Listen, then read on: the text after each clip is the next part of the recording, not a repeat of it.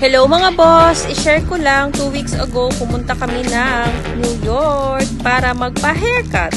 So ito na nga, bumili ako ng ticket at parking fee dito sa aming train station. So bakit ba kami pupunta ng New York para magpa-haircut?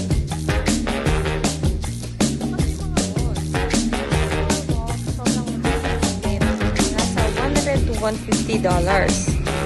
Pero sa New York, meron kasing Chinatown. So, mas mura yung gupit at maraming Pinoy stores and salons doon.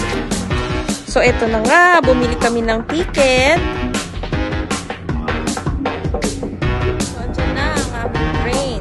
Mga 1 hour lang naman ito galing sa amin. So, ang bilis lang. Tabi lang talaga namin ng New York. Ayan na.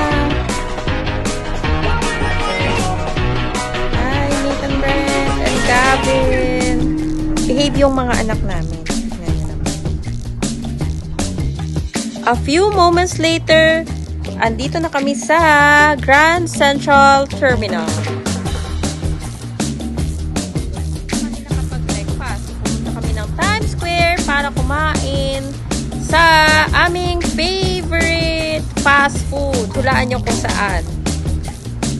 Siyempre, sa bida ang saya na Jollibee! So, every New York namin talagang dumadaan kami dito sa Jollibee. Siyempre, na-miss namin to, diba? Dahil wala ito sa Norwalk. Ayan, so picture-picture muna.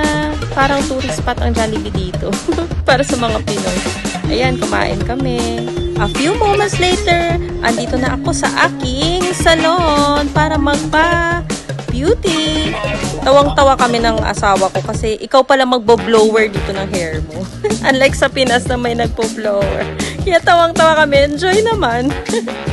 At ito ang aking anak. Super pogi. Ready for school. Siyempre, dumaan din kami sa street foods and Pinoy foods dito sa Dollar Hits. Look!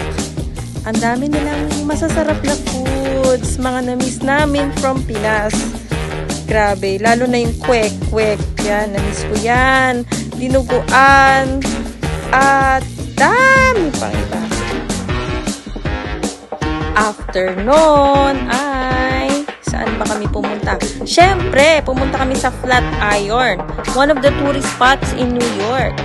Tignan nyo naman yung building. Amazing, di ba? At syempre, pumili kami ng mga pabaon pa uwi. Ang aming mga na-miss na red ribbon at mga chips. And that's it!